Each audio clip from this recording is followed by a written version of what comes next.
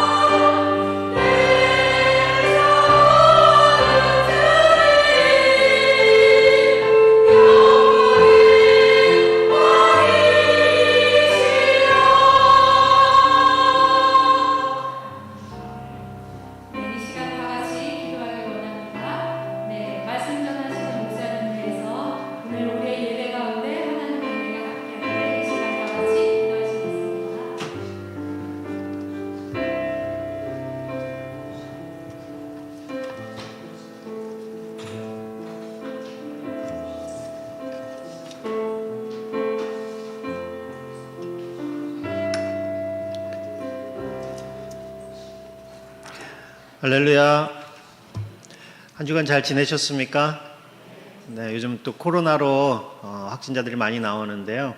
우리 건강 조심하시고 코로나 조심하시고 우리 매주 이렇게 또 만나서 같이 예배드리면 좋을 것 같습니다. 우리 오늘 광고 말씀 드리겠습니다. 우리 주보를 참조해 주시고요. 저희 교회 처음 나오신 분들을 환영합니다. 등록을 원하시는 분들은 나가실 때 본당 입구에서 안내위원들에게 말씀해 주시면 안내해 드리겠습니다. 우리 8번 보시면 김백인 집사님의 모친 되시는 우리 백인기 우리 성도님께서 우리 소천하셨는데요. 우리 장례식장은 보성 장례식장입니다. 우리 교회에서는 2부 예배 후에 출발을 하려고 합니다. 우리 같이 가시기를 원하시는 분은 그때 같이 와주시면 좋을 것 같고요. 우리 당회와 재직 간에 소통하는 시간을 계속 갖고 있는데요. 원래는 오늘 입금이 분들과 같이 모이기로 했는데 우리 장례 관계로 한 주 연기해서 다음 주 2부 예배 후에 우리 1층 로비에서 우리 입금이 분들과 모임을 갖도록 하겠습니다. 우리 입금이 분들 잊지 마시고 꼭 참석해 주시기를 바라고요. 또 우리 성도님들과는 6월 말에 우리가 재직회를 하려고 합니다. 그래서 그때 또 여러분들과도 소통하는 시간을 가지려고 하니까요. 여러분들 혹시 의견들 있으시면 우리 또 재직회를 통해서 의견을 말씀해 주시면 좋을 것 같습니다. 수요 예배와 금요 기도에 우리 성도님들의 많은 참석을 부탁드리겠습니다. 특별히 우리 재직분들은 우리 권사님들, 우리 안수사님들, 우리 장로님들 잘 참석해 주시고 계시는데요. 우리 더 기도에 힘써 주시고 또 저와 교회를 위해서 우리 많이 기도해 주시면 감사드리겠습니다. 우리 30대, 40대 연령의 우리 새신자들이 교회에 많아지도록 위해서 좀 기도해 주시고요. 그 다음에 교회 성도의 자녀분들이 교회 다시 출석할 수 있도록 우리 자녀들을 위해서 권면해 주시고 기도해 주시면 감사하겠습니다. 우리 5월 15일 토요일부터 4주간 매주 토요일마다 우리 교사대학을 하려고 합니다. 우리 교사들뿐만 아니라 우리 성경을 같이 배우고자 하시는 분들은 누구나 참여하실 수가 있습니다. 주제는 반목회, 반을 어떻게 우리가 다룰 것인가. 이건 입금이 분들도 같이 들으시면 참 좋을 것 같아요. 우리 주일학교뿐만 아니라 어떤 목장이라든지 내가 그 사람들을 어떻게 이끌어가고 섬길 것인가에 대해서 같이 나누려고 하는 거고요. 그 다음에 이제 신구약을 관통하는 파노라마식으로 신구약을 한번 쭉 훑어볼 수 있는 그런 시간을 가지려고 합니다. 우리 저하고 우리 강도사님하고 같이 강의를 준비하고 있으니까요. 우리 많이 참석해 주시면 감사하겠습니다. 5월 5일과 5월 19일 이 수요일 공휴일이 수요일하고 겹쳤는데요. 그래서 수요 예배는 오전에 11시 한 번만 드리도록 하겠습니다. 공휴일이다 보니까 저녁에는 가족들과 같이 시간을 보내시고요.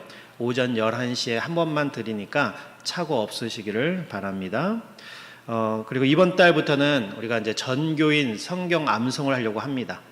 그래서 주일학교서부터 우리 작년에 이르기까지 같은 구절을 가지고 매주 한 절 내지 두 절 이렇게 해서 이번에는 이제 주보 앞면을 보시면 시편 1편을 외우려고 하거든요. 그러니까 이게 1절부터 6절까지 있습니다. 그래서 오늘은 1, 2절 한번 읽어보고요. 한 주간 동안 여러분들 외우시고 암송하시고 다음 주에는 이제 3절, 그 다음 주에는 4절, 5절 이렇게 해갖고 한 달 동안은 우리가 이제 여러 절을 이렇게 예전처럼 한 구절 한 구절 따로따로 외우는 것이 아니라요.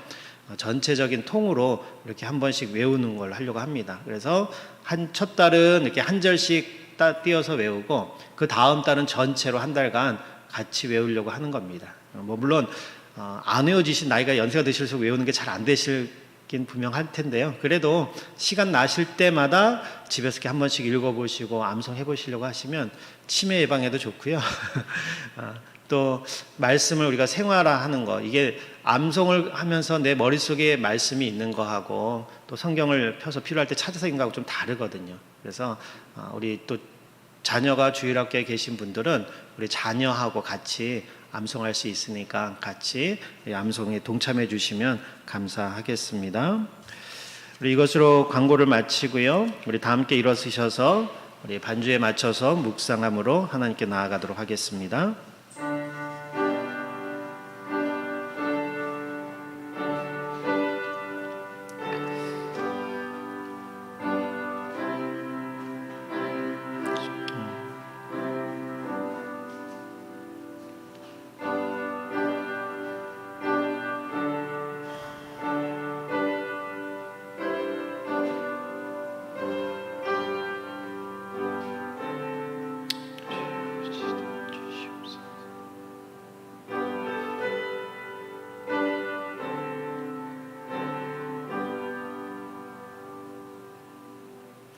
이스라엘아 들으라. 우리 하나님 여호와는 오직 유일한 여호와시니 너는 마음을 다하고 뜻을 다하고 힘을 다하여 내 하나님 여호와를 사랑하라. 하나님은 영이시니 예배하는 자가 영과 진리로 예배할지니라. 아멘. 우리 다 같이 사도신경 하심으로 우리의 신앙을 고백하겠습니다. 나는 전능하신 아버지 하나님 천지의 창조주를 믿습니다. 나는 그의 유일하신 아들 우리 주 예수 그리스도를 믿습니다. 그는 성령으로 잉태되어 동정녀 마리아에게서 나시고 본디오 빌라도에게 고난을 받아 십자가에 못 박혀 죽으시고 장사된 지 사흘 만에 죽은 자 가운데서 다시 살아나셨으며 하늘에 오르시어 전능하신 아버지 하나님 우편에 앉아 계시다가 거기로부터 살아있는 자와 죽은 자를 심판하러 오십니다. 나는 성령을 믿으며 거룩한 공교회와 성도의 교제와 죄를 용서받는 것과 몸의 부활과 영생을 믿습니다. 아멘. 찬송가 3장 하겠습니다.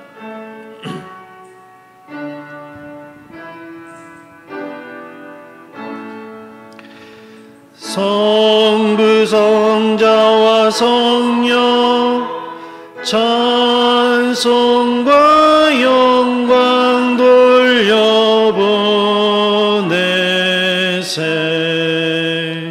대처로 지금까지 또 영원 무궁토록 성삼위께 영광 영광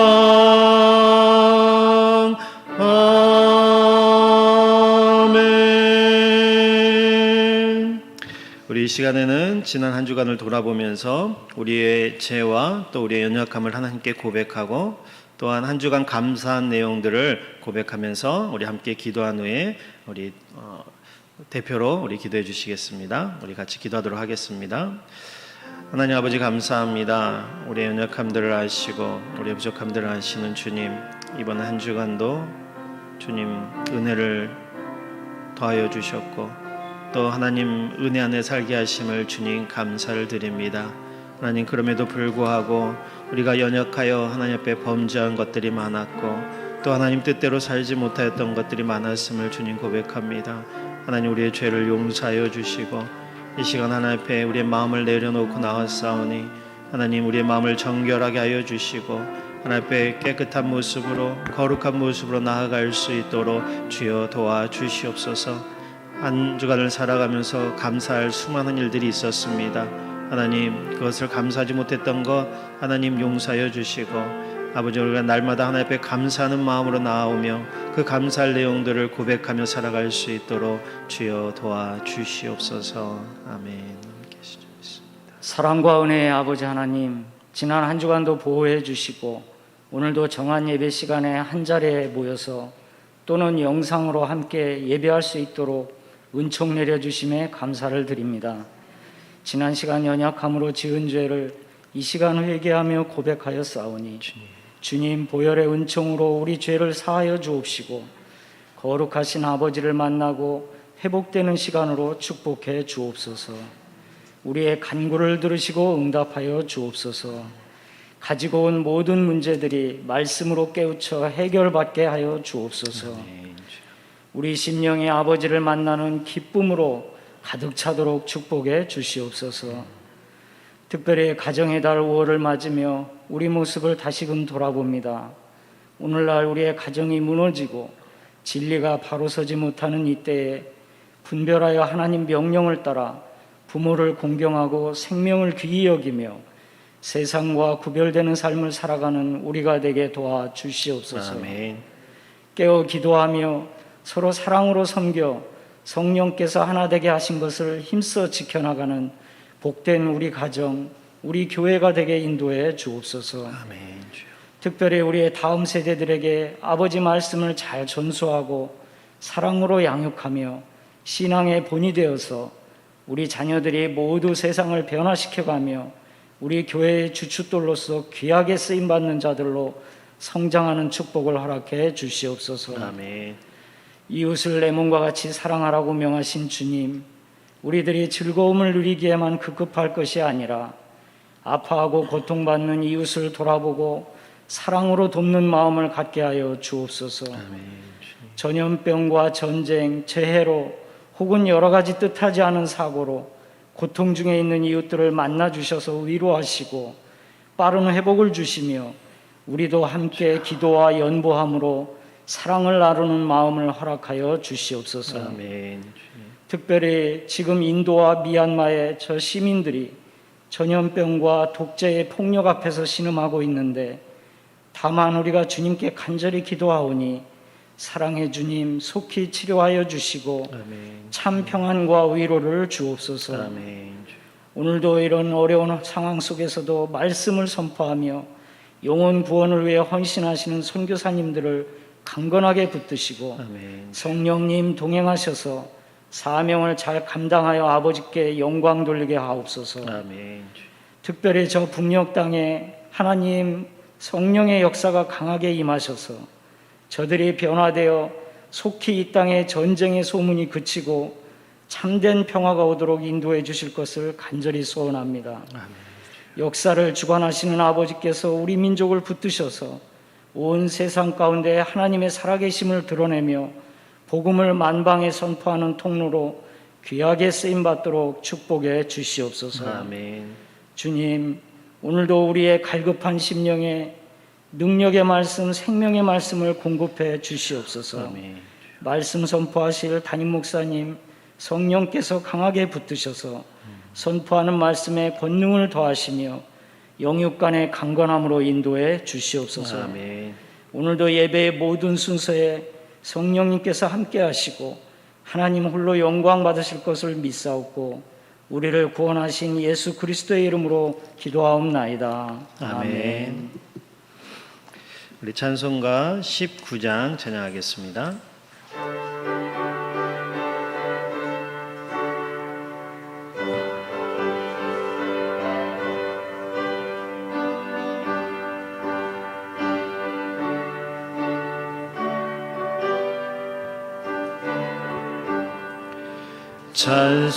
찬송하는 소리 있어 사람 기뻐하도다.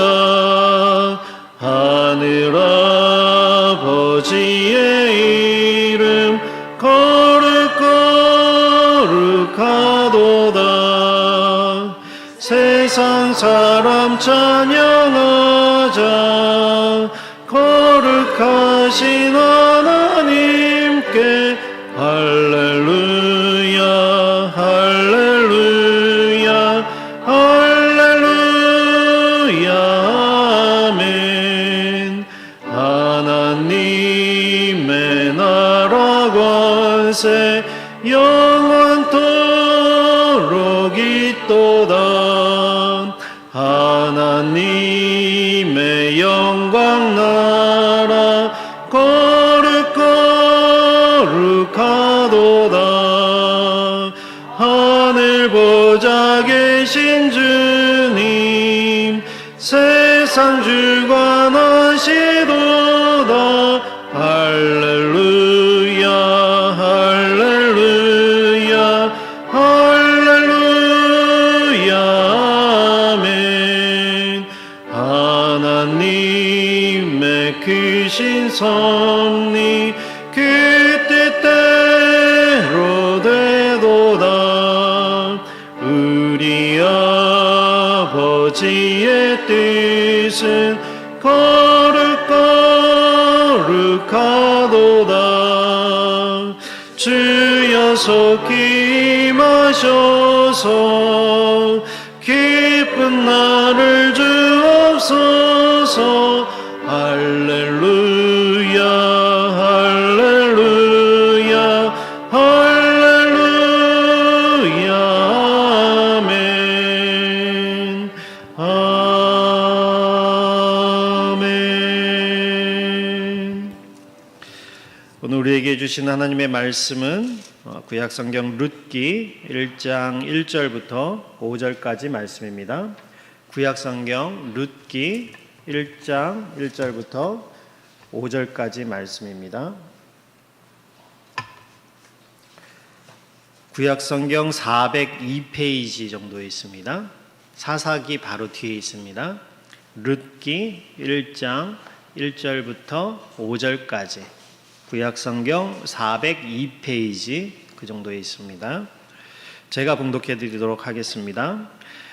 사사들이 치리하던 때에 그 땅에 흉년이 드니라.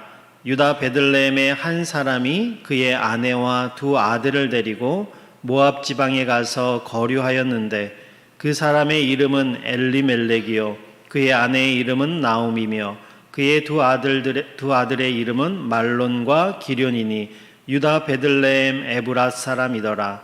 그들이 모압 지방에 들어가서 거기 살더니 나오미의 남편 엘리멜렉이 죽고 나오미와 그의 두 아들이 남았으며 그들은 모압 여자 중에서 그들의 아내를 맞이하였는데 하나의 이름은 오르바요 하나의 이름은 룻이더라. 그들이 거기에 거주한 지 10년쯤에 말론과 기련 두 사람이 다 죽고 그 여인은 두 아들과 남편의 뒤에 남았더라. 아멘. 우리 찬송가 539장 찬양하고 말씀 듣도록 하겠습니다.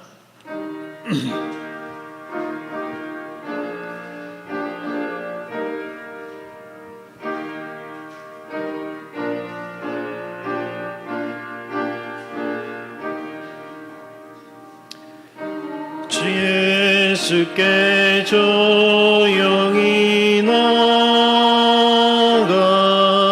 내 모든 짐 내려놓고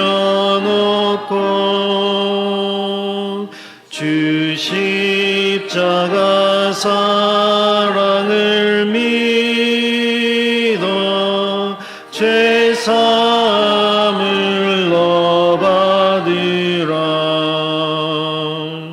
주 예수께 조용히 나가 내 마음을 쏟아놓으라. 늘은 미리 보시는 주님 그 은혜를 베푸시리. 주 예수의 은혜를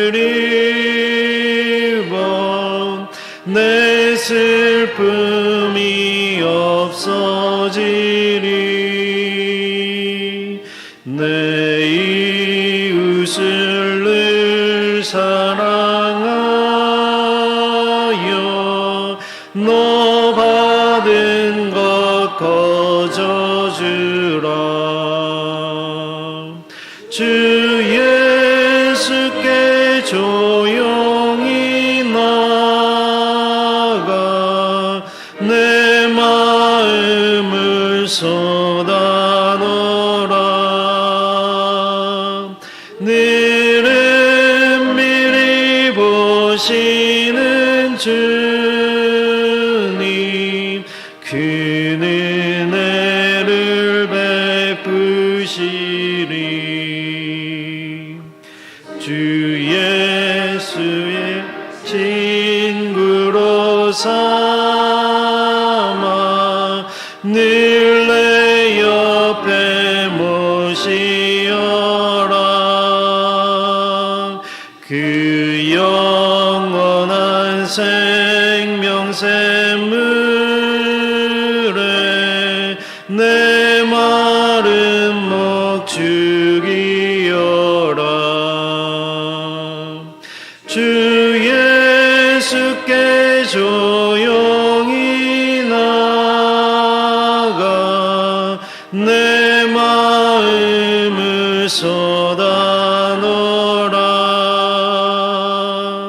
늘은 미리 보시는 주님 그 은혜를 베푸시리.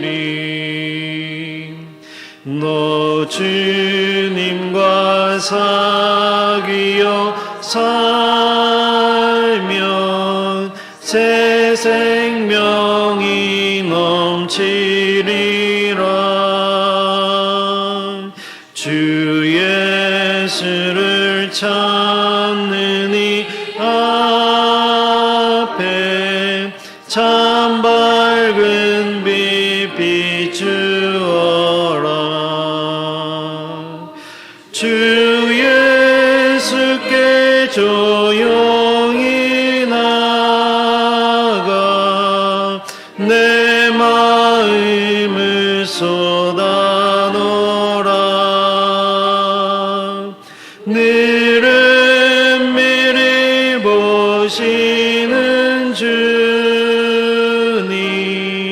그 은혜를 베푸시리. 아멘.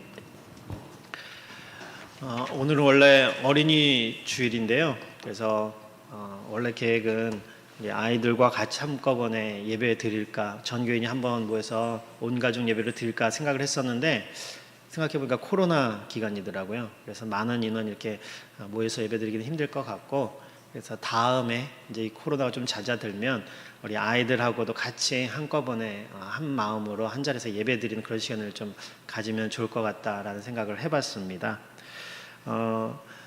말씀을 나누기 전에 미리 몇 가지 이제 양해 말씀을 드리면, 제가 요 몇 주간 굉장히 설교를 준비하는데 힘이 들었습니다. 그리고 이제 설교를 전하는데도 그렇고 이상하게 말씀을 준비하는데 이 집중이 잘 안 되는 거예요. 그래서 왜 이렇게 말씀이 집중이 안 되고 이게 말씀을 설교를 준비하는 게 왜 이렇게 어렵고 힘이 들까 이렇게 고민을 좀 해봤습니다. 그랬더니 생각이 나는 게 제가 여러분들을 잘 모른다라는 거예요. 코로나 기간 때문에 제가 뭐 신방을 못했던 그런 것도 있고, 또 여러분들 늘 마스크를 쓰고 다니다 보니까 이렇게 머리 모양만 좀 바뀌고 옷이 좀 바뀌어도 누가 누군지를 잘 모르겠더라고요. 그래서 인사를 하는데 이분이 그분이 맞는가 해서 이렇게 좀 되게 조심스럽기도 하고, 여러분들의 상황이 어떤지를 잘 모르니까 제가 말씀을 준비할 때 어떤 타겟을 정해서 어떤 포커스를 맞춰서 전해야 되는데 이게 여러분들이 어떤 상황인지 잘 모르니까 제가 그래서 이게 말씀을 준비하는 게 참 힘들었구나라는 생각을 했습니다. 그래서 이제 여러분들한테 양해의 말씀을 구하는 거는 코로나 기간이기는 하지만 이제 제가 여러분들 신방을 좀 시작을 하려고 합니다. 그동안은 이게 코로나 때문에 조심스러워서 제가 미루긴 했었는데요. 이제는 우리 입금이들하고 다음 주에 모인 다음에 우리 각 목장별로 제가 신방을 하려고 합니다. 입금이하고 저하고 가면은 이제 4명 이하로 모일 수 있을 것 같아서 그러면 신방이 가능하지 않을 거라는 생각이 들고요.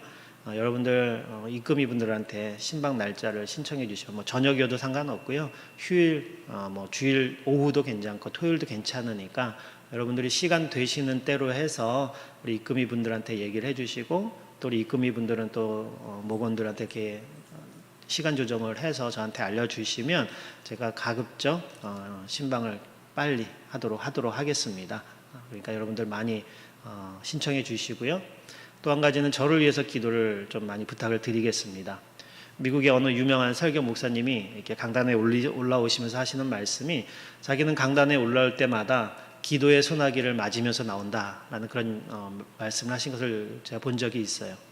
그러니까 여러분들이 이제 영혼이 자라고 여러분들의 어떤 영적인 그런 양식들이 채워지려면 결국에는 설교 말씀이 귀에 들려야 되고 이 말씀이 여러분들의 마음에 새겨져야 되지 않겠습니까?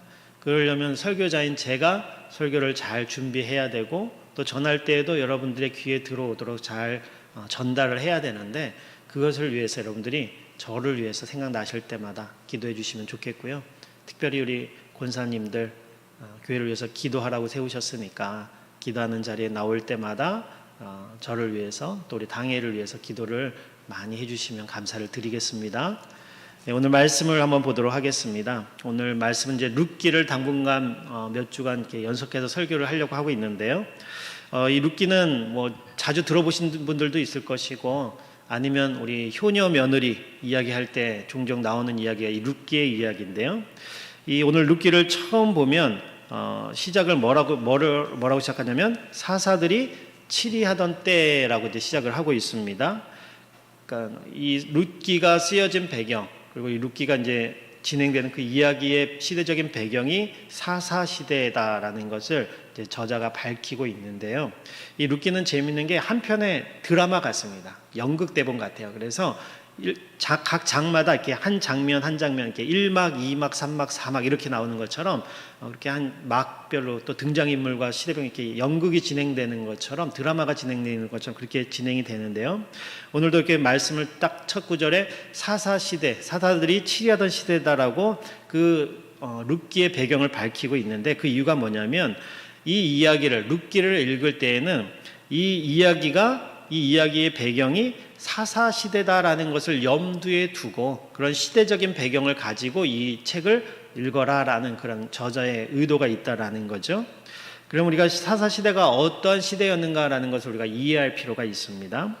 우리 사사기 늘 제가 얘기를 하고 들어보셨겠지만 사사기 맨 마지막 절 21장 25절에 보면은 사사시대를 한마디로 요약해서 사사기를 끝냅니다. 거기 내린 결론이 뭐냐면 이스라엘의 왕이 없으므로 사람이 각기 자기의 소견에 오른 대로 행하였더라라는 말로 사사기를 맺고 있어요. 그러니까 사사기의 그 시대 400년 시대를 이 한 줄로 요약을 하고 있습니다. 왕이 없어서 자기 소견에 오른 대로 살았던 시대다라는 거죠. 그러니까 사람들이 삶의 기준이 누구라는 겁니까? 자기라는 거예요.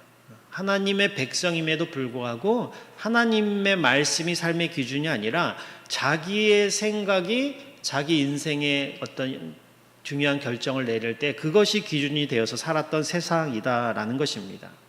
근데 각자의 생각이 기준이 되다 보니까 오히려 기준이 사라진다라는 거죠. 왜냐하면 오늘날에도 우리가 포스트 모더니즘 시대를 살고 있지 않습니까? 우리가 상대주의라는 시대를 살고 있어요. 우리 지난번에도 말씀드렸지만 이 상대주의라는 것은 뭐냐면 어떤 기준이나 절대 진리가 없다라는 거예요. 너가 하는 말도 옳고 내가 하는 말도 옳다라는 거예요. 당신 말도 옳고 내 말도 옳다라는 얘기는 뭡니까? 어떤 하나의 정형된 진리가 없다라는 거예요. 그래서 요즘 시대는 권위가 없어졌죠. 예전처럼 선생님에 대한 또는 어른에 대한 아니면 교회 어떤 목회자에 대한 어떤 그런 권위들이 사라져버린 시대입니다. 왜냐하면 나도 옳고 너도 옳고 종교도 우리 종교에도 구원이 있고 너네 종교에도 구원이 있는 그런 정말 상대주의적인 그런 시대가 돼버렸는데 그 원인이 어디 있냐면 나도 내 생각도 옳고 너 생각도 옳다는 각자의 생각이 다 기준이 되어지고 진리가 되어진 그런 세상이다 보니까 오히려 정말로 중요한 어떤 한 가지를 붙잡을 수 있는 그런 기준과 진리가 사라진 시대다라는 것입니다. 그게 어떻게 보면 오늘날의 시대고 이 사사시대의 특징이었어요. 그러니까는 사사시대나 오늘날이나 우리가 시대상을 잘 살펴보면 어떤 진리와 절대 기준이 사라진 그러한 시대다라고 우리가 생각해 볼 수가 있습니다. 그런 시대 정신을 갖고 있었던 그런 세대의 한 가정의 이야기가 바로 이 룻기라는 책의 내용이다라는 거예요. 그것을 염두에 두고 이 룻기를 봐라라고 이제 저자가 처음부터 사사들이 치리하던 시대다라고 이렇게 이야기를 하고 있습니다. 근데 그 시대를 살던 이 한 가정의 이야기가 이제 룻기인데 그 땅에 보니까 사사들이 치리하던 때라고 하면서 그 다음에 나오는 게 뭡니까? 그 땅에 뭐가 들었다고요? 흉년이 들었다라고 얘기를 하고 있습니다.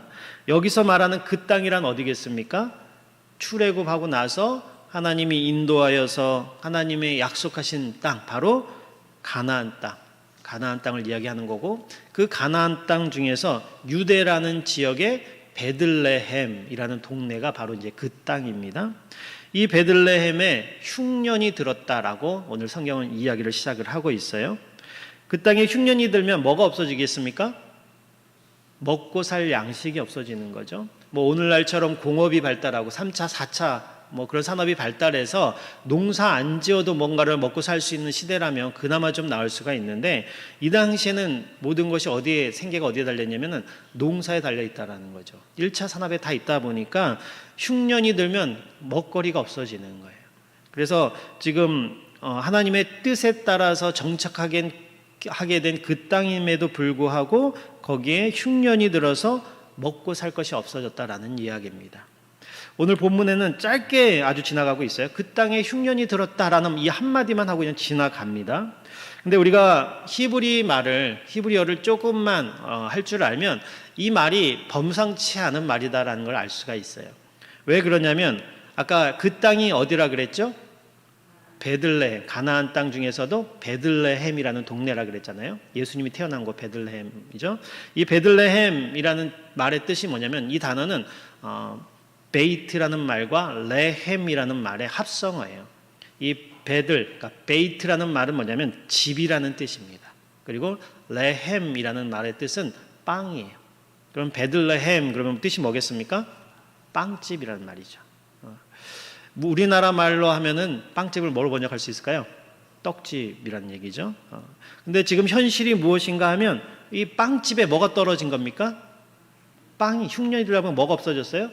빵이 없어졌다라는 거예요.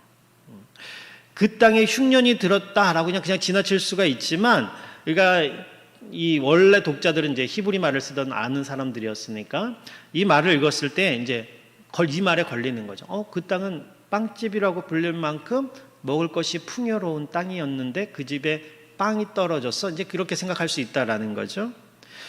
하나님이 이 땅을 주실 때에, 이 가나안 땅을 주실 때 하나님 뭐라고 약속해 주시겠습니까? 내가 너에게 복을 주겠다라고 말씀을 하셨어요. 그리고 너희 자손들이 들어가서 그곳에서 자자손손이 한 나라를 이루고 거기서 젖과 꿀이 흐르는 땅이라고 하나님이 약속으로 주신 땅이 바로 이 땅입니다. 그리고 그 땅 중에서도 굉장히 이 농산물이 풍성했던 땅이 바로 이 베들레헴이었어요. 오죽하면 그 땅의 이름을 베들레헴, 빵집이라고 지었겠습니까? 그렇죠? 그만큼 양식이 풍부했던 지역이 이 베들레헴이었다라는 것입니다. 그런데 그 땅이 흉년을 맞이했어요. 빵집에 빵이 떨어져 버린 것입니다. 이것을 언뜻 우리가 생각해 보면, 우리 아까 이 시대, 이 룻기의 시대상이 어디라 그랬죠? 사사시대라 그랬고, 그 사사시대의 시대 정신이 뭐라 그랬습니까? 자기 소견에 옳은 대로 살던 시대다라고 이야기를 했잖아요. 그러니까 우리가 생각해 보면, 그 사사시대고 그 시대가 자기 소견대로 살았던 시대니까 이놈들이 벌 받아서 하나님이 징계를 내리셔서 흉년이 들게 하셨나 보다, 이렇게 생각할 수도 있습니다. 근데 오늘 본문을 잘 읽어보면 어디에도 하나님의 징계로 이 흉년이 들었다라는 얘기는 없어요. 근데 전반적인 우리가 이 룻기를 잘 살펴보면 이 흉년이라는 것이 하나님의 징계로 이 땅에 내려졌다라기보다는 그냥 그 가나안 땅에 세월이 흐르다 보니까 어느 한 시점에서 흉년이 그냥 들은 거다라고 우리가 해석하는 것이 더 자연스럽다라는 것입니다.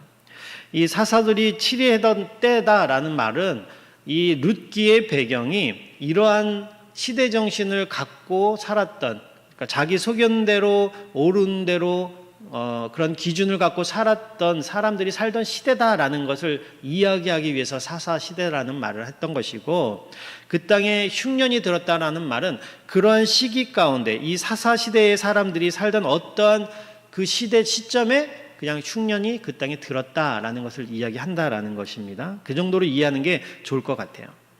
우리가 하나님이 복을 주시겠다라고 맹세하신 땅, 그래서 친히 자기 손으로 애굽에서 건져서 내가 너를 복되게 하고 큰 민족을 이루고 언약을 성취하겠다라고 약속하신 그 땅에 이 사람들이 드디어 들어와서 살고 있는데, 그곳에 지금 흉년이라는 상황이 벌어지고 있다라는 것입니다. 우리가 성경을 읽고 신앙생활을 하면서 오해하지 말아야 될 부분들이 이런 부분이에요. 어떤 거냐면, 우리가 마가복음 4장에 보면 이런 장면이 나옵니다. 예수님께서 제자들과 함께 그 갈릴리 호수를 건너가고 계시는데, 그 호수 중간에서 뭘 만나냐면 큰 광풍을 만나요. 그래서 바람이 불고 파도가 넘실대다 보니까 배가 침몰할 지경에 이릅니다. 분명히 예수님이 그 배에 제자들과 함께 타고 계세요. 근데 이 광풍이 불어서 배가 침몰할 것 같은 상황이 일어난다라는 거죠. 우리는 오해하는 것이 하나님이 나와 동행한다고 생각하면 우리의 일어나는 내 주변의 모든 상황이 정리되고 순탄해질 것이다 라고 우리는 생각을 합니다. 우리가 갖는 그런 형태의 기대는 어떻게 보면 성경적이지 않은 기대다라고 말을 할 수가 있어요. 하나님을 믿으면 만사 형통하고, 하나님을 믿으면 있던 문제도 사라지고 어려움이 없어지는 그러한 평탄한 그러한 삶을 살 것이다 라고 생각하고 또 예전에 그런 말씀도 많이 전했습니다. 그런데 사실 성경을 잘 살펴보면 그 한 편만을 바라본다라는 것은 제대로 된 성경적인 기대나 성경적인 믿음이 아니다라는 겁니다. 만일 우리가 하나님의 동행하심이나 또는 예수님이 우리와 함께 하신다라는 그러한 의미를 이제 나는 모든 일이 다 잘 풀릴 것이다, 그리고 나는 어려움이 없이 만사 형통할 것이다 라는 식의 어떤 그런 것의 보증으로 우리가 이해를 한다 그러면 우리는 어떻게 보면 하나님과 우리의 관계가 뒤바뀔 수가 있다라는 것입니다. 신앙이라는 것은 내가 불편할 때 또는 내가 어려울 때 예수님을 동원해서 내 불편함이나 내 어려움을 없애는 방법 정도로만 하나님을 이해하게 된다라는 거예요. 신앙생활의 대상이 뒤바뀐다라는 말입니다. 우리가 기도하고 헌금하고 열심히 봉사하는 그런 모든 내용들이 결국에는 모든 것이 나를 위한, 그래서 예수님을 내 어려울 때 동원하기 위한 수단으로서 그런 신앙생활을 할 수밖에 없게 된다라는 거예요. 우리가 이러한 부분들을 오해하지 말아야 됩니다. 우리가 이러한 식의 생각을 계속하다 보면 우리가 예수님을 섬기는 것이 아니라 예수님이나 하나님이 내 불편을 없애기 위해서 항상 5분 대기조처럼 대기하고 있어야 되는 분처럼 우리는 이해하게 된다라는 것입니다. 예수님이 우리와 동행하신다라는 것은 우리의 어려움과 문제를 해결해 주기 위해서 언제나 대기하시는 분이 아니다라는 거예요. 예수님과 우리가 인격적인 관계를 맺고 또 그분을 더 잘 알아가게 하시고 그분의 성품과 또 그분의 삶을 닮아가게 하려는 것이 예수님이 우리와 동행하는 주 목적이지, 우리의 어떤 문제나 어려움들을 해결해 주시기 위한 것이 주 목적이 아니다라는 것입니다. 그래서 우리가 신앙생활을 하고 인생을 살다 보면 하나님께서는 그 목적을 이루시기 위해서 때로는 우리에게 하나님께서 고의적으로 일부러 어려움을 허락하실 때가 있다라는 거예요. 그리고 우리가 순탄한 길을 오히려 하나님께서 막으시고 어려움 가운데 처하도록 만드시는 경우도 있다라는 겁니다. 반대로 또 우리가 어려움을 당할 때 그 문제를 해결해 주시기도 하고 필요한 것들을 채워주시고 또 견딜 수 있는 힘을 주시는 것도 사실입니다. 우리가 신앙생활할 때 예수님이 동행하신다라는 것이 한편만 생각할 것이 아니라 예수님을 더 알아가고 예수님을 닮아가고 행동할 수 있도록 이 우리 인생에 어떻게 보면 희노애락의 모든 것을 다 동원하셔서 그 목적을 이루어 가시는 것이지, 예수님이 단순히 나의 어떤 고난이나 어려움들을 해결해 준 해결사가 아니다라는 것을 잘 생각하셔야 돼요. 우리가 신앙을 오해하지 말아야 될 것은 우리의 뜻이나 우리의 계획이 거룩하기 때문에, 그리고 우리의 마음이 신앙적이고 경건하기 때문에 이제부터 하려고 하는 그 일은 하나님께서 다 순탄하게 해줄 것이다라는 그러한 착각은 버려야 된다라는 것입니다. 그런 것은 성경적인 가르침이 아니다라는 거예요. 어쨌든 지금 이 가나안 땅, 특히 이 베들레헴에 흉년이 들었습니다. 그로 인해서 사람들이 먹고 살기가 무척 힘들어졌을 것이다라는 것은 자명한 사실이에요. 이때 그 베들레헴에 엘리멜렉이라는 한 가정을 소개하고 있습니다. 이들은 네 식구였는데요. 그 이름의 뜻을 이 저자가 의도적으로 밝히고 있어요. 그 가장이었던 엘리멜렉의 이름의 뜻은 뭐냐면 나의 하나님은 왕이시다라는 거예요. 엘리라는 말은 뭐냐면 나의 하나님이다라는 말이고, 멜렉이란 말은 뭐냐면 왕이라는 뜻이에요. 그래서 나의 하나님은 왕이시다라는 거예요. 아까 사사시대는 그 시대 정신이 뭐라 그랬죠? 뭐가 없으므로? 왕이 없으므로 자기 소견에 오른 대로 살던 시대다라고 얘기를 했습니다. 근데 이 가장의 이름이 뭐예요? 엘리멜렉의 뜻이 뭐라고요? 나의 하나님은 왕이시다. 어떻게 보면 그 시대 정신과는 굉장히 정반대되는 이름의 뜻을 갖고 있던 사람이에요. 그리고 그 아내의 이름은 나오미라고 되어 있는데, 나오미의 뜻은 기쁨, 즐거움이라는 뜻입니다. 그리고 그 두 아들의 이름이 뭐였죠? 말련과 기련이었는데, 말련은 병약하다, 그 다음에 기료는 세약하다라는 뜻이에요. 아마 이 두 아들이 날 때부터 건강이 굉장히 안 좋았던 것 같아요. 그래서 병약이 세약한 이렇게 이름을 지었던 것 같습니다.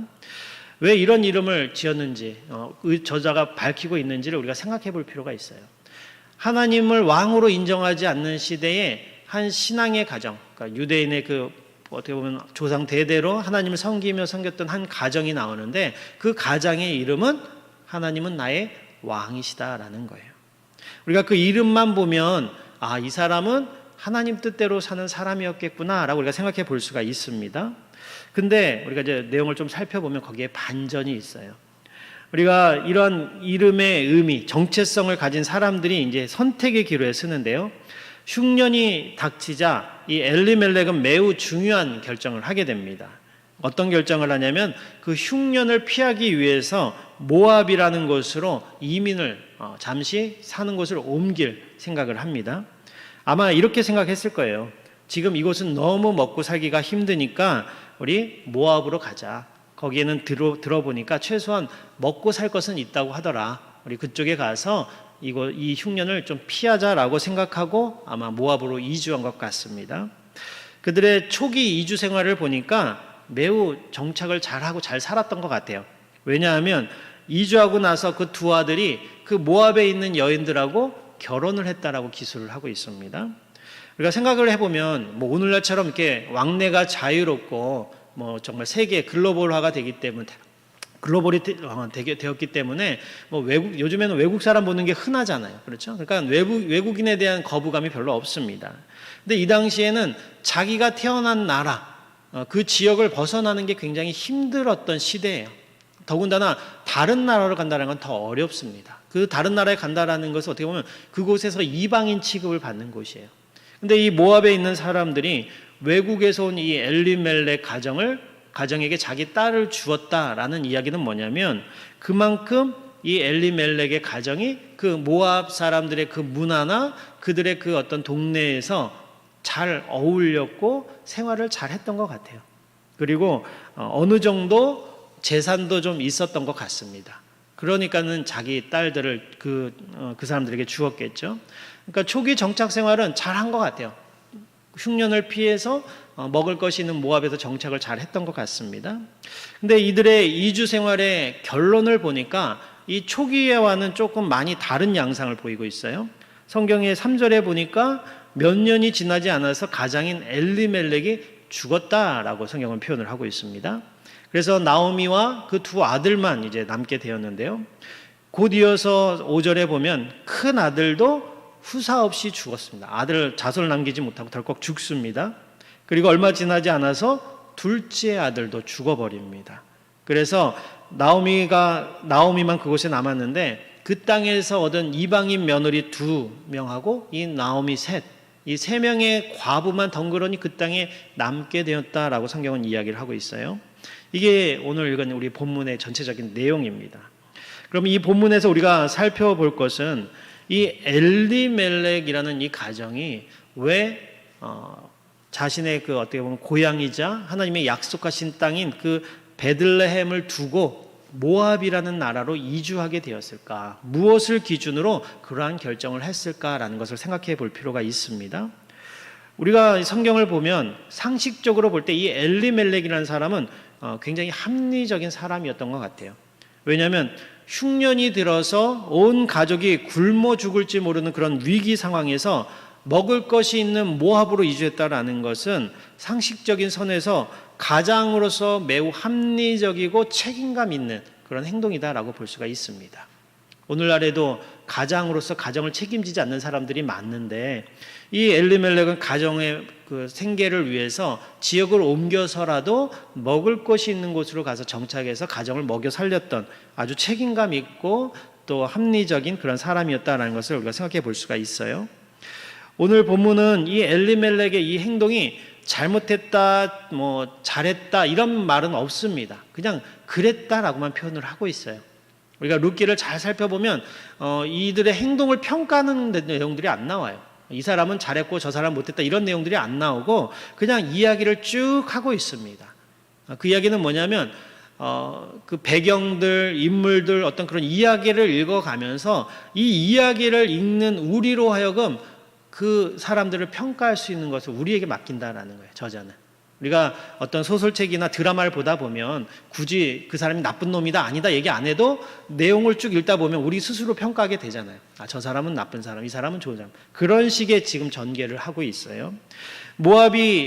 엘리멜렉이 모압으로 이동했다라는 것이 좋다 나쁘다라는 표현은 하고 있지 않아요. 다만 오늘 본문이 처음 시작할 때 이 시대가 어떤 시대였다라는 걸 먼저 이야기를 하죠. 사사들이 치리하던 시대다라고 이야기하고 나서 바로 엘리멜렉의 그러한 행동을 언급하고 있다는 점을 우리가 생각해 본다 그러면 이 엘리멜렉이 내린 그 결정이 어떠한 생각을 가지고 이런 결정을 했는가를 이 저자가 우리에게 힌트를 주고 있다는 것을 생각해 볼 수가 있어요. 사사들이 치리하던 시대, 모든 사람들이 하나님을 왕으로 인정하지 않고 자기 소견에 옳은 대로 살았던 그 시대에, 그 풍조가 만연해 있던 그 시대에 이 엘리멜렉도 베들레헴에서 모압으로 옮긴 그 결정의 기준이 뭐 다른 신앙적인 고민이 있고 옮긴 것이 아니라 그 시대의 풍조를 따라서 아무 생각 없이 그 시대의 기준과 그 시대의 사람들이 생각했던 그런 기준, 상식적인 선에서 그러한 결정을 내린 것이다 라고 우리가 추측해 볼 수 있도록 만들고 있다는 거죠. 기근을 피해서 먹을 것이 있는 곳으로 이전하는 것은 당연히 아주 상식적인 일입니다. 그리고 매우 합리적이고 책임감 있는 행동이다라고 말을 할 수가 있어요. 그러나 신앙적인 관점에서 이것을 본다 그러면 우리가 좀 다른 기준으로 이것을 봐야 된다라고 성경은 말하고 있는 것입니다. 성경에는 이것과 비슷한 장면이 몇 군데가 나오는데요. 가장 먼저 나오는 게 아브라함입니다. 아브라함도 하나님이 그 본토 친척 아비집을 떠나서 하나님이 약속하실 땅으로 해서 가나안 땅에 정착을 했잖아요. 하나님이 분명히 복으로 주신 땅이고 약속으로 주신 땅인데 그 땅에도 기근이 들었어요. 흉년이 들었습니다. 그래서 이 아브라함이 가족의 생계를 위해서 하나님한테 물어보는 것 없이 어디로 이주를 하냐면 애굽으로 이주해요. 그래서 그곳에 갔다가 아내를 누이라고 하는 거짓말도 하게 되고 망신을 당하는 그런 일들이 일어납니다. 근데 100년 뒤에 이삭도 똑같은 일을 경험해요. 하나님이 약속으로 주신 그 땅에 이삭이 거주하고 있는데 그 땅에 100년 만에 또 흉년이 듭니다. 그래서 그 아버지가 했던 생각 그대로 아무 생각 없이 그 먹을 것이 풍부한 애굽으로 내려가려고 결정을 하고 내려갈 준비를 하고 있었어요. 그때 하나님이 찾아오셔서 이 이삭에게 이렇게 얘기를 하십니다. 애굽으로 가지 말고 내가 내게 지시한 그 땅에 머물라 거하라라고 이야기를 하세요. 즉 너의 생각과 너의 기준으로 결정하지 말고 하나님의 기준으로 생각을 해서 이곳에 있으라는 거예요. 약속의 땅에 거하라라는 것입니다. 하나님께서 있으라고 하신 이삭에게 있으라고 하신 땅은 분명히 그 아브라함 때부터 복을 주시겠다라고 약속하신 땅이에요. 근데 하나님께서 그 약속으로 주신 그 땅의 현실은 뭐냐면 아브라함 때도 그랬고 100년 뒤에 그 이삭 때도 그랬고 정말 생계를 유지하기 힘든 그런 흉년이 그 땅에 임했다라는 것입니다.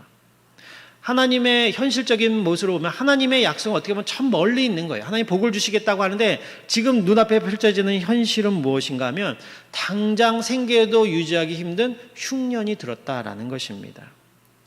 결국 이 상황을 통해서 하나님이 말씀하고 싶은 것은 그 땅은 하나님이 복을 주시겠다라고 약속하신 땅인데 그곳이 지금 힘든 상황이라고 해서 그곳을 떠난다라는 그 행위는 그 땅에 복을 주시겠다라고 약속하신 하나님의 약속을 믿지 못하는 증거다라는 것입니다.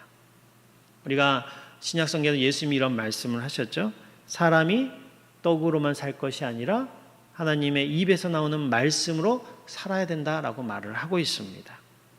하나님의 약속과 지시에 우선순위를 두지 않고 자기가 볼 때에 문제 해결의 가능성이 더 많아 보이는 그것을 보이는 대로 살아가는 것, 그게 어떻게 보면 사사시대의 모습이었고 지금 아브라함과 이삭이 행하려고 했던 그런 모습이었다라는 것입니다.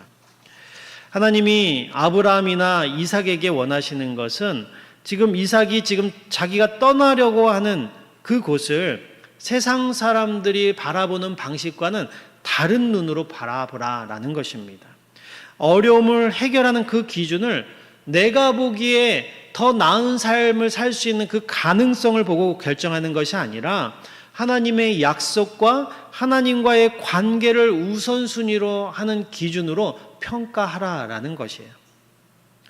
엘리멜렉의 가정이 약속의 땅인 베들레헴을 버리고 모압으로 내려가는 처신이 바로 이것과 비슷하다라는 겁니다.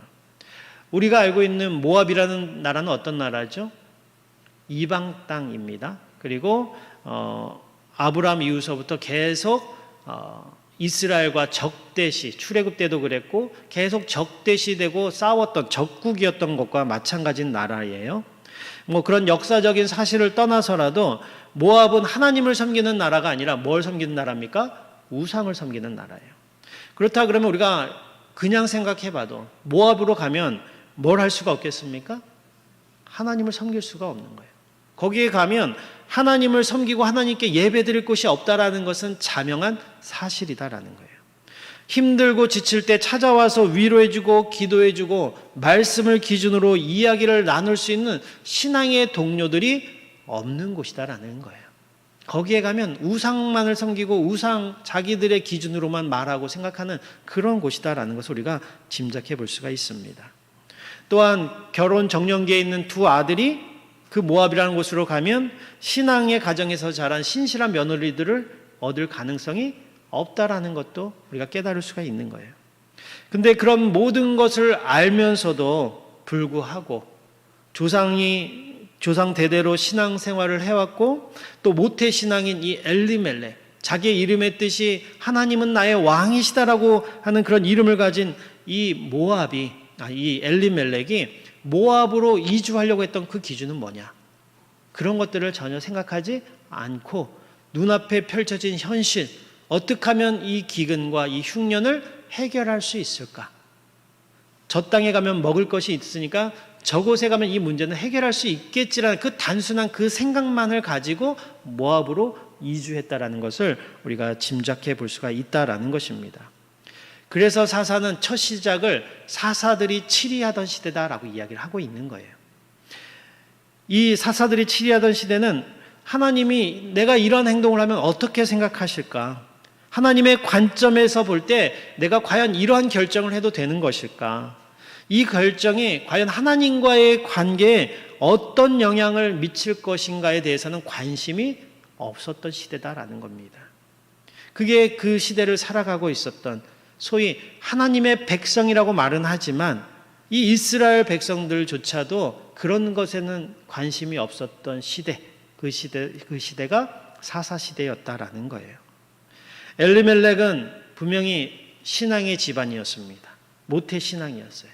심지어 이름조차도 하나님은 나의 왕이시다라고 부모님이 지어준 그런 삶을 살라고 지어준 이름이었습니다. 하지만 왕이 없으므로 자기의 소견에 오른 대로 살았던 그 시대의 그 시대 정신과 그 풍조에 물들어서 그 시대의 사람들이 사는 방식 그대로 결정하고 그 기준을 따라 살았다라는 것을 성경이 오늘 이야기하고 싶은 것입니다. 이것을 우리에게 적용해 본다 그러면 과연 나는 무엇을 기준으로 세상을 살아가고 있는가 우리가 한번 생각해 볼 필요가 있습니다. 저와 여러분은 신자이자 하나님의 백성입니다.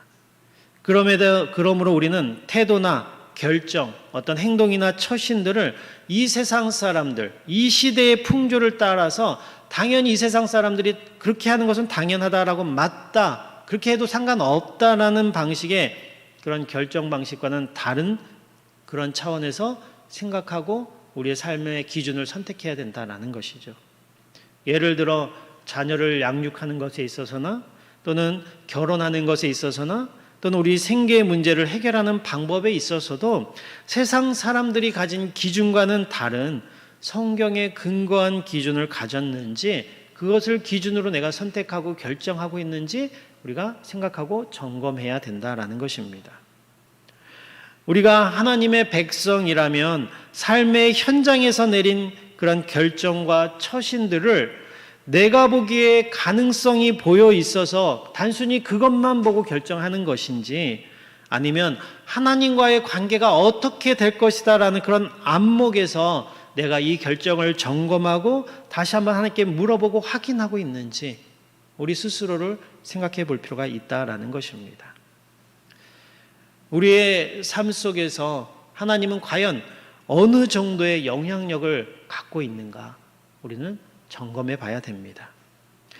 우리는 내 태도와 처신이 하나님과의 관계를 더 좋게 할 것인지 아니면 더 멀어지게 할 것인지에 대해서 무관심하고 있지는 않은지 생각해 볼 필요가 있습니다.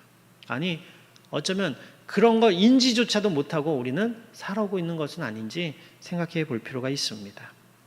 오늘 본문은 우리에게 이런 것들을 묻고 있는 겁니다. 이 모압으로 이민을 떠난 엘리멜렉의 가정이 결국엔 어떻게 됐다 그랬습니까? 오늘 본문에 나온 대로 다 죽어 나갔습니다. 남편이 죽고 첫째 아들이 죽고 둘째 아들도 죽어서 나갔습니다. 성경은 이들이 불순종했기 때문에 어떤 하나님과의 관계를 생각하지 않고 신앙을 지킬 수 없는 곳임에도 불구하고 그곳에 갔기 때문에 뭐 죽었다, 벌을 받았다 그런 얘기는 없습니다. 그러나 오늘 본문을 잘 살펴보면 이들이 어떠한 기준으로 그것을 옮겼는지는 우리가 추측해 볼 수가 있다라는 거죠. 이 엘리멜렉이 모압으로 이주할 때에 영원히 그 베들레헴을 떠날 것이다 라고 생각하고 떠난 것은 아닌 것 같습니다. 왜냐하면 1절 말씀에 보면 모압 지방에 가서 거류하였다라고 되어 있잖아요. 이 거류하다라는 단어는 영원히 이민 가서 거기서 자자손손이 살 때 그럴 목적으로 거주할 때 쓰는 단어가 아니다라는 거예요. 이 거류하다라는 단어는 당시 유목민들이 철을 따라서 그 풀이 나는 곳이 다르니까 거기 풀이 있는 곳에서 뭐 한두 달 살다가 또 달이 거기가 풀이 없어지면 또 다른 곳에 가서 한두 달 이렇게 이동하는 목적을 가지고 잠깐 머무를 때 사용하는 단어가 이 거류하다라는 단어예요. 그러니까는 이 엘리멜렉이 모압으로 이주할 때에는 우리가 거기 가서 시민권도 얻고 영주권도 얻어서 그냥 자자손손 거기 눌러 살자라는 목적으로 간 것이 아니다라는 것을 저자가 밝히고 있는 거예요. 아마 엘리멜렉은 잠깐 살려고 갔을 거예요. 아마 그의 생각은 지금 여기는 흉년으로 먹고 살기가 너무 어려우니까 이 힘든 시기만 살짝 피했다가 다시금 흉년이 지나가면 돌아오자라는 생각으로 떠났다라는 거죠. 지금 내가 신앙생활하고 또 신앙대로 살려고 하면 너무 많은 대가를 치러야 되고 어려워지니까 이번만 그냥 눈 한번 질끔 감고 성경도 덮고 신앙도 좀 모른 채 하면서 이번만 어떻게 좀 이 위기를 넘기자. 이 일만 넘기고 나서 우리가 다시 힘을 내서 신앙생활 열심히 하면 되지라는 어떤 이런 생각을 가지고 모압으로 떠나간 것 같습니다. 잠깐 살려고 갔어요. 그런데 결과는 어떻게 됐습니까? 영원히 돌아오지 못하고 거기에 묻혔다라는 거예요.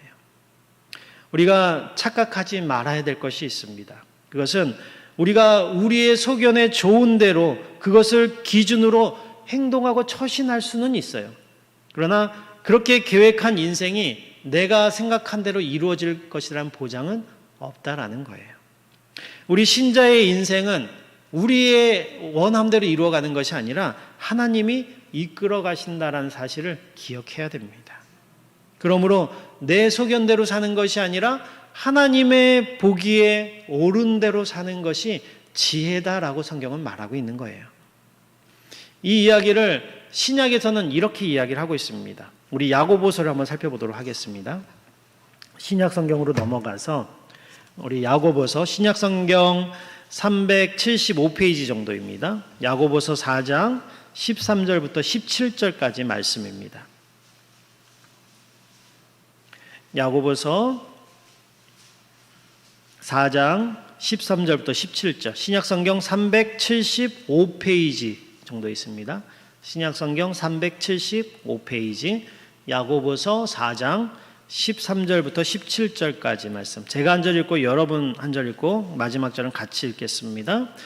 들으라 너희 중에 말하기를 오늘이나 내일이나 우리가 어떤 도시에 가서 거기서 1년을 머물며 장사하여 이익을 보리라 하는 자들아,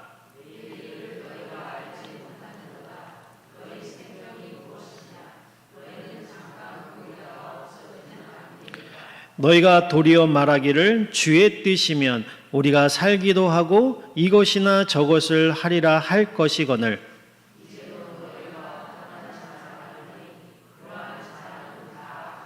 같이 읽겠습니다.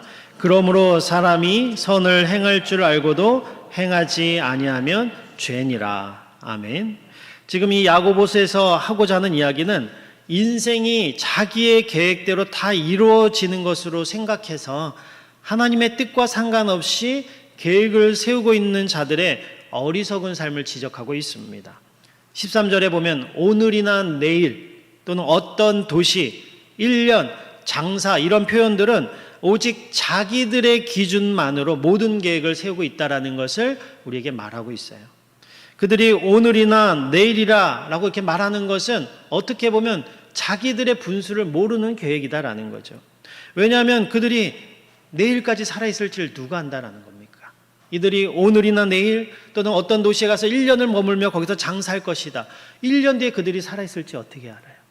그런데도 하나님의 생각과 상관없이 모든 것을 자기들의 기준으로 계획을 세우고 있다라는 것을 지적하고 있다라는 거예요. 그런 의미에서 본다 그러면 1년 동안 유하며 장사할 것이다 라는 이런 계획을 세우고 있는 것은 그들이 얼마만큼 오만한 생각을 가지고 자기의 생명이 자기가 주장할 수 있는 것처럼 생각하고 있다는 것을 성경이 이야기를 하고 있는 겁니다. 본절에 등장하고 있는 이 야고보서에 등장하고 있는 사람이 언제 갈 것인지 또 어디로 갈 것인지 그리고 왜 갈 것인지에 관한 그들의 그 모든 계획의 과정들에 있어서 하나님을 기준으로 생각하는 것을 전혀 찾아볼 수 없다라는 거예요. 우리가 이것을 오해하지 말아야 될 것은 그럼 우리가 세상을 살면서 뭐 어떤 계획도 세우지 말고 미래의 일도 걱정하지 말고 오늘 그냥 하루하루 그냥 살면 되는 거냐 이렇게 오해할 수도 있는데요. 성경은 그런 것을 이야기하는 것은 아닙니다. 우리가 성경이 오늘 이것을 말하고 있는 야고보서의 이야기는 하나님의 주권으로 우리의 인생을 하나님이 이끌어 가신다라는 것을 인정하고 살라라는 거예요. 오늘 마치 야고보서가 우리가 미래를 대비하고 사는 것이 어리석인 것처럼 그렇게 말하고 있는 것 같지만 성경을 우리가 전체 맥락 속에서 본다 그러면 하나님은 우리로 하여금 장래일을 계획하고 준비하도록 그렇게 사는 것이 맞다라고 이야기를 하고 있습니다. 오히려 미래에 대한 계획과 준비가 없는 사람은 게으르고 악하다라고 성경은 말하고 있어요. 그러면 오늘 성경이 이렇게 이야기하는 이유는 무엇인가 하면 17절에 그 이야기가 나옵니다. 우리 17절 말씀을 다시 한번 읽어보겠습니다. 시작. 선을 행할 줄 알고도 그것을 행하지 않으면 죄라고 이야기를 하고 있습니다. 그러니까 아무런 계획을 세우거나 아무 일도 하지 말라가 아니라 선을 행하라는 거예요.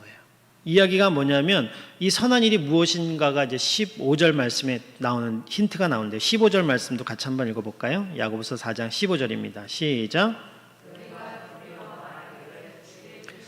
우리가 살기도 하고 이것이나 저것을 하리라 할 것이거늘 이렇게 말하고 있어요.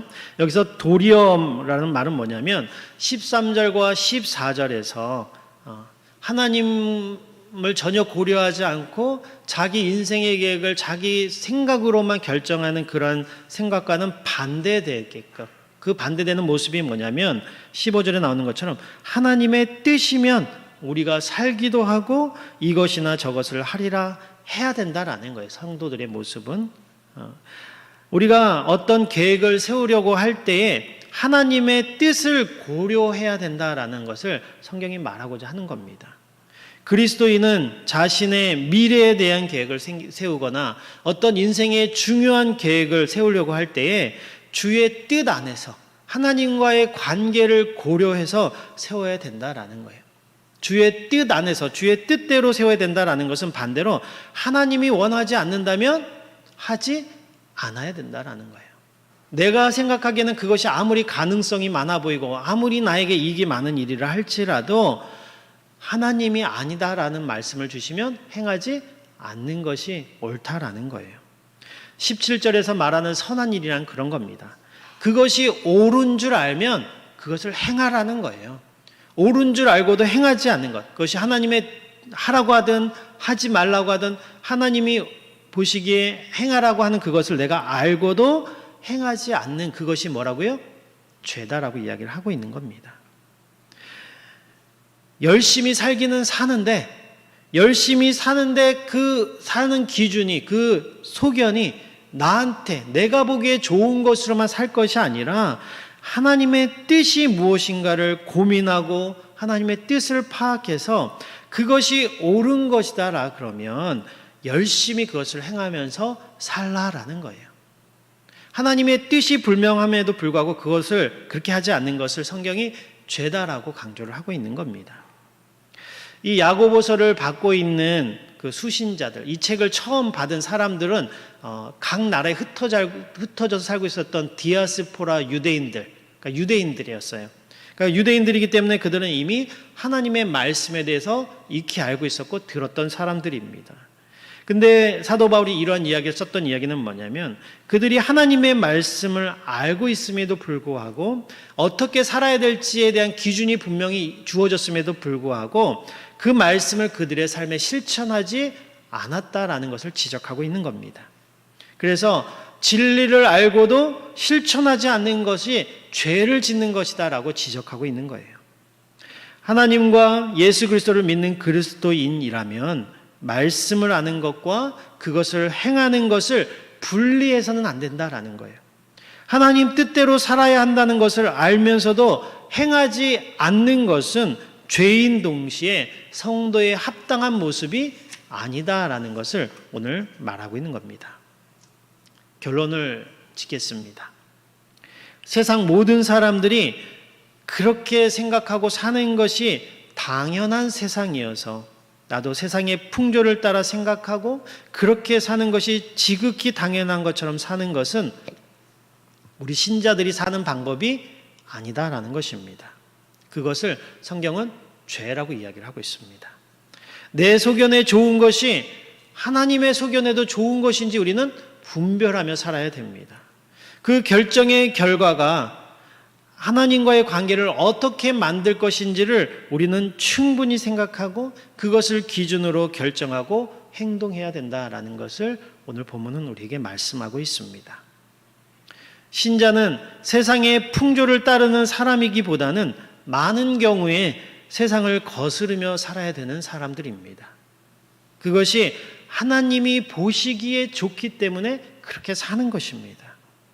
그것이 이 세상의 흐름 속에서 이 세상의 가치관에 보기에는 어리석고 손해보고 미련해 보이는 처신처럼 보인다 할지라도 그 길을 선택하고 행하는 것이 신자다운 삶이다라는 것입니다.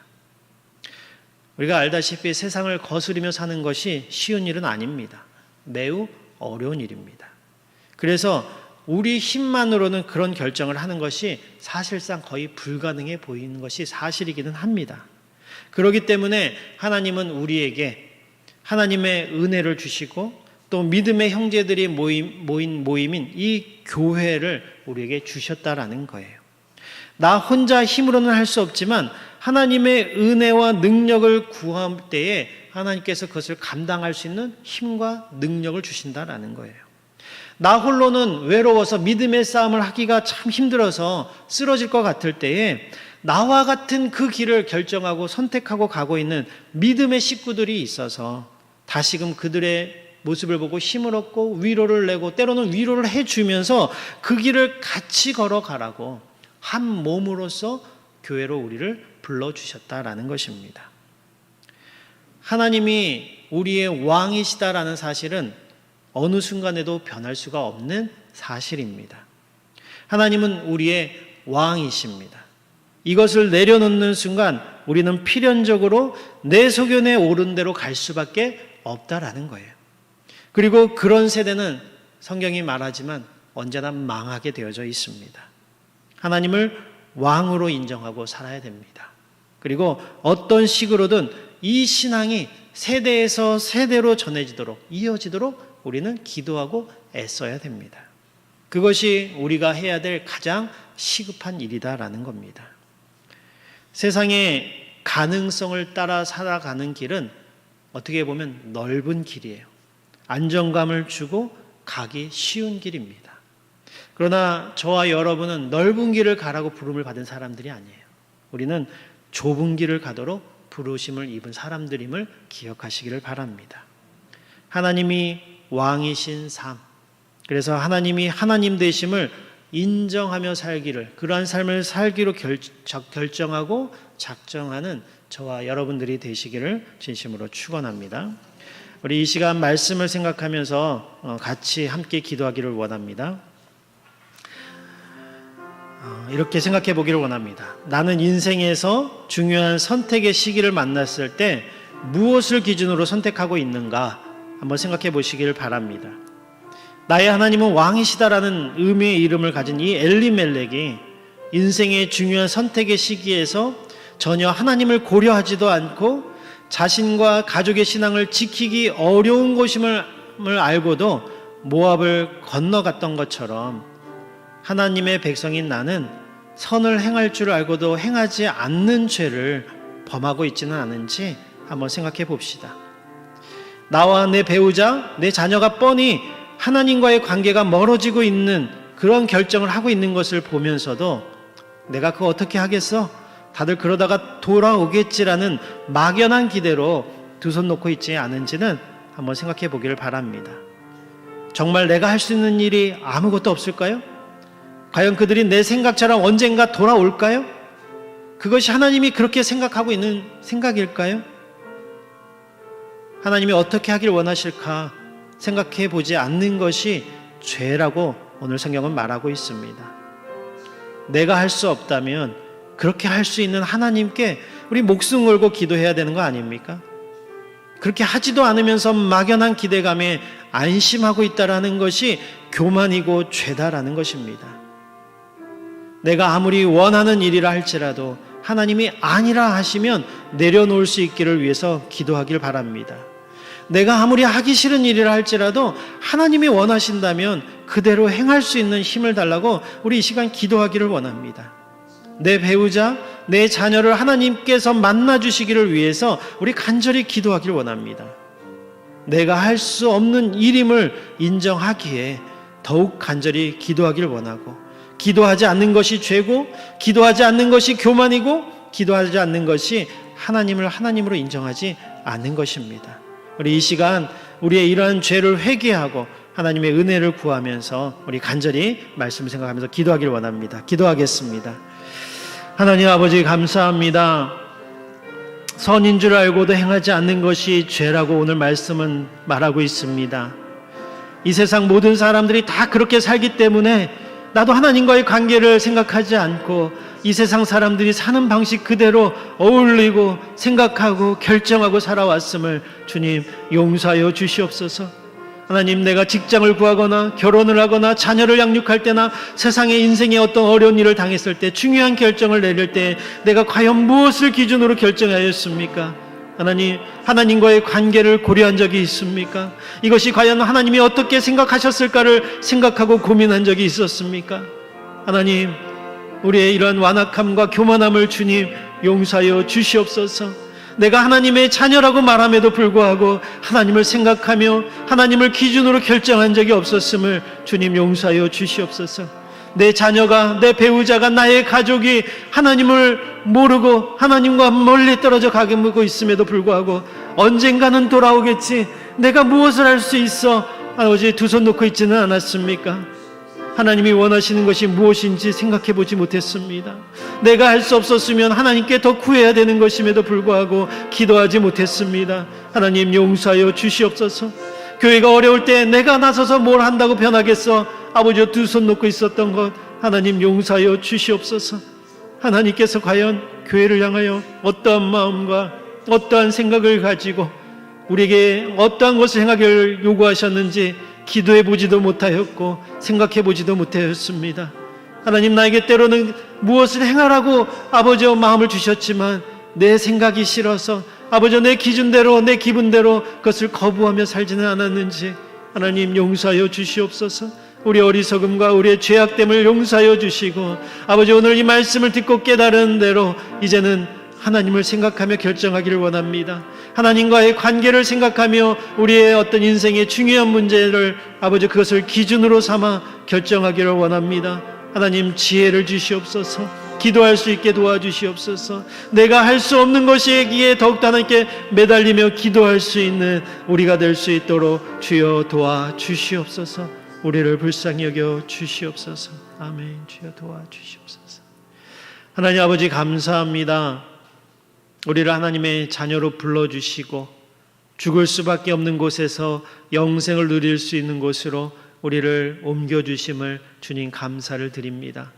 그런데 우리가 사사시대처럼 세상에 아버지 그 자기 생각대로 흘러가는 이 세상의 시류에 휩쓸려서 아무런 생각 없이 그들의 풍조를 따라 내 인생의 중요한 결정을 내리고 내가 미래의 계획과 어떤 생각들을 할 때에 하나님을 고려함 없이 하나님과의 관계가 어떻게 될 것인가라는 생각 없이 내 기준대로 내가 보기에 좋은 대로만 결정하고 행동해 왔음을 주님 용서하여 주시옵소서.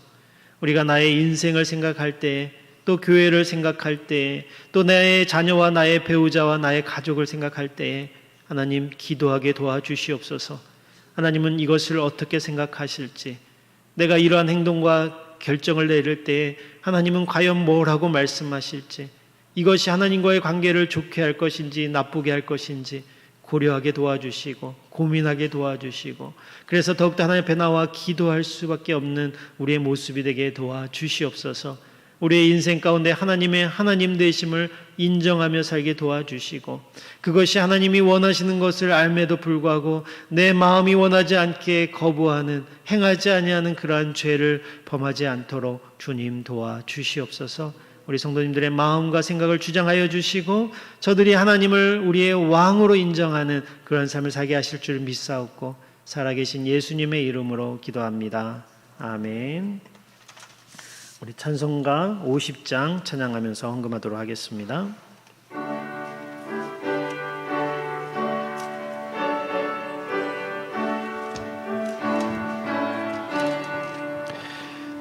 내게 있는 모든 것을 아낌없이 드리네.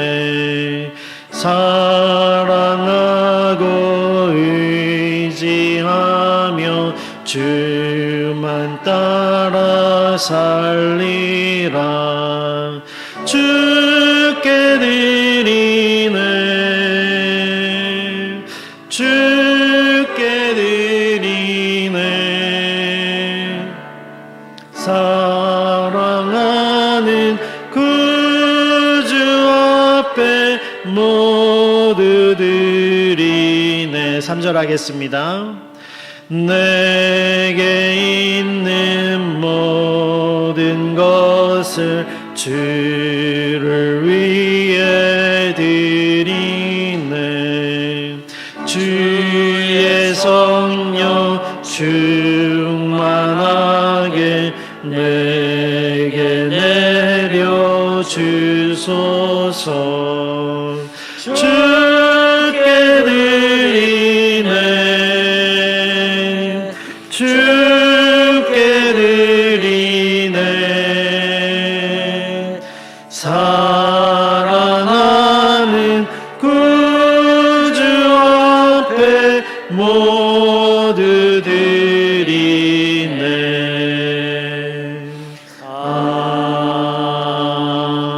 아멘. 우리 엉금해서 기도하겠습니다. 하나님 감사합니다.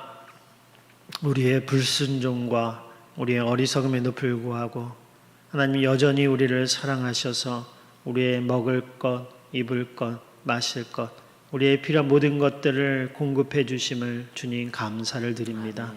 하나님 그 감사한 마음으로 하나님께 예물을 드린 우리 성도님들을 기억해 주시고 정말 저들이 인색함으로 하나님 앞에 드리는 것이 아니라 자원하는 마음으로 하나님 앞에 드리게 도와주시고 정말 저들의 인생이 오늘 말씀처럼 세상의 풍조에 따라 그냥 내 생각대로 내 원함대로 사는 자들이 아니라 하나님을 생각하고 하나님을 나의 인생의 왕으로 섬기며 그분의 생각을 따라 행할 수 있는 우리 모두가 될 수 있도록 주님 도와주시옵소서. 아멘. 예물을 드리는 것에서부터 우리가 일상생활에서 살아가는 그런 모든 삶의 모든 기준과 결정들이 하나님과의 관계를 생각하게 도와주시고 하나님을 기쁘시게 하는 그것을 선택하고 그것을 기준으로 행하며 살아가는 우리 모든 성도님들 주여 되도록 축복하여 주시옵소서. 아멘. 지금은 우리 주 예수 그리스도의 은혜와 그 크신 하나님의 사랑과 성령님의 교통하심이 하나님을 하나님으로 인정하며 또 오늘 말씀을 통해 우리 인생의 중요한 결정을 하나님과의 관계를 기준으로 결정하기로 작정하고 결단하는 모든 성도들 머리 위에 지금으로부터 영원토록 함께 있을지어다. 아멘. 우리 이런 교회 되게 하소서. 송영하도록 하겠습니다.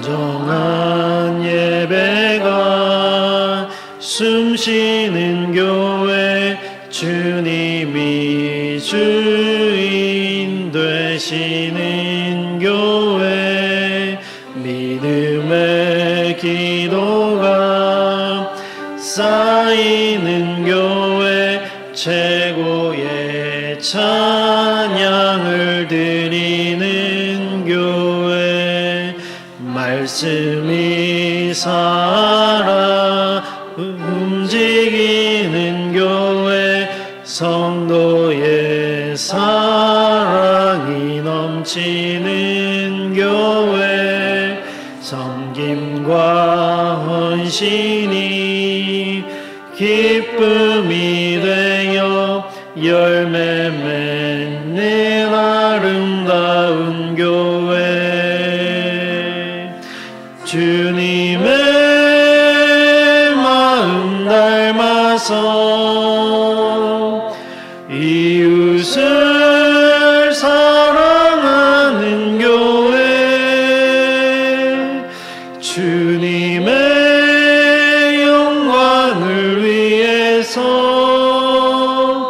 빛 대신 주님 전하는 교회 사랑의 불꽃이 활짝 피어나 날마다 사랑에 빠지는 교회 주께서 사랑하는 우리 교회가 이런 교회 되게 하소. 주님의 마음 닮아서 주님의 마음 닮아서 이웃을 사랑하는 교회 주님의 영광을 위해서 빛 대신 주님 전하는 교회 사랑의 불꽃이 활짝 피어나 날마다 사랑에 빠지는